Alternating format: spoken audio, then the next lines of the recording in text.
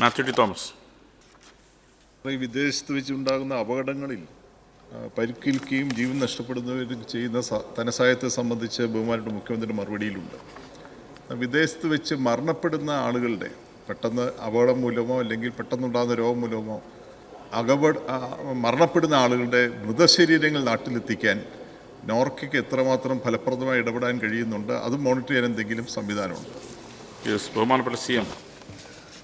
Sir, ഈ കാര്യത്തിൽ ഫലപ്രദമായ നടപടികൾ ഇപ്പോൾ സ്വീകരിച്ചു വരുന്നുണ്ട്.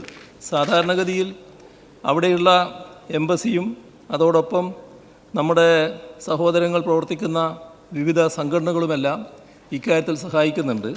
എന്നാൽ അതോടൊപ്പം നോർക്കയും ഈ രംഗത്ത് നല്ല പങ്കാളിത്തം വഹിക്കുന്നുണ്ട് എന്നുള്ളതാണ് കാണാൻ നമുക്ക് സാധിക്കുക.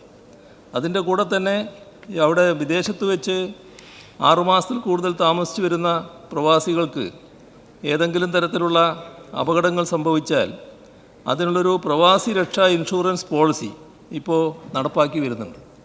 അതിൽ ഗുരുതര അസുഖങ്ങൾക്ക് 1 ലക്ഷം രൂപ, അപകട മരണത്തിന് 2 ലക്ഷം രൂപ, അപകടം മൂലമുള്ള വൈകല്യത്തിന് പരമാവധി 1 ലക്ഷം രൂപ, ഇത്തരത്തിലുള്ള പരിരക്ഷ നൽകി വരുന്നുണ്ട്.